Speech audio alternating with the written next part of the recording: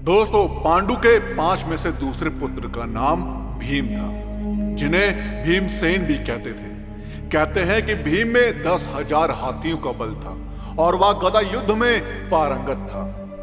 एक बार उन्होंने अपनी भुजाओं से नर्मदा का प्रवाह रोक दिया था, लेकिन वे हनुमान जी की पूंछ को नहीं उठा पाए थे। भीम को पवन पुत्र भी कहा जाता है। भीम का पुत्र घटोत्कच तो भीम से भी कहीं ज्यादा शक्तिशाली था। भीम ने अपने जीवन में कई शक्तिशाली लोगों का अकेले ही वध किया था। तो आइए जानते हैं उन 4 महारथियों को जिनको भीम ने मौत के घाट उतार दिया। नंबर 1, जरासंध। दोस्तों, भारत का सबसे शक्तिशाली सम्राट मगधराज जरासंध को मारना असंभव था। वह कंस का ससुर था। उसे वरदान था कि उसके कोई 2 टुकड़े भी कर दे तो वह फिर से जुड़ जाते थे। एक बार भीम और जरासंध का अखाड़े में भयंकर मल्ल युद्ध हुआ। भीम ने उसके कई बार 2 टुकड़े किए, लेकिन वह फिर से जुड़कर भीम से लड़ने लगता। भीम लगभग थक ही गया था। 14वें दिन श्री कृष्ण ने एक तिनके को बीच में से तोड़कर उसके दोनों भाग को विपरीत दिशा में फेंक दिया। भीम श्री कृष्ण का यह इशारा समझ गए और उन्होंने वही किया।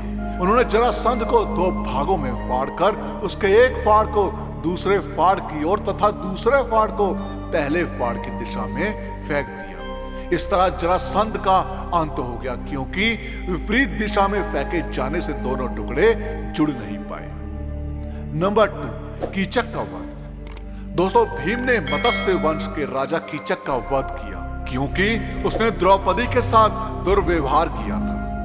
अज्ञातवास के दौरान 5 पांडव मत्स्य नरेश विराट की राजधानी में अलग अलग नाम से निवास करते थे। वहां राजा विराट का साला कीचक अपनी बहन द्रौपदी से भेंट करने आया।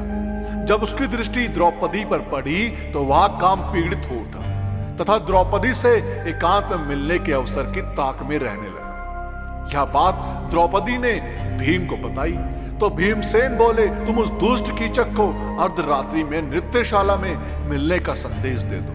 नृत्यशाला में तुम्हारे स्थान पर मैं जाकर उसका वध कर दूंगा। और भीम ने ऐसा ही किया। नंबर 3, दुशासन का वध। द्रौपदी का चीरहरण का बदला लेने के लिए भीम ने युद्ध के दौरान दुशासन की छाती फाड़कर उसका रक्तपान किया था। 100 कौरवों में से 97 को अकेले भीम ने ही मारा था। इसके अलावा अभिमन्यु को पीछे से मारने वाले दुशासन के पुत्र दुर्माशन को भी उन्होंने ही मारा था। भीम का कलिंगों और निषादों से भी युद्ध हुआ था तथा भीम द्वारा दोनों के दोनों मारे गए थे। नंबर 4, दुर्योधन का वध। युद्ध के बाद दुर्योधन कहीं जाकर छुप गया था। पांडवों ने उसे खोज लिया, तब भीम और दुर्योधन का गदा युद्ध हुआ। इस युद्ध को देखने के लिए बलराम भी उपस्थित थे। भीम कई प्रकार के यत्न करने पर भी दुर्योधन का वध नहीं कर पा रहे थे, क्योंकि दुर्योधन का शरीर वज्र के समान कठोर था। ऐसे समय में श्री कृष्ण ने अपनी जगह ठोककर भीम को संकेत दिया, जिससे भीम ने समझ लिया।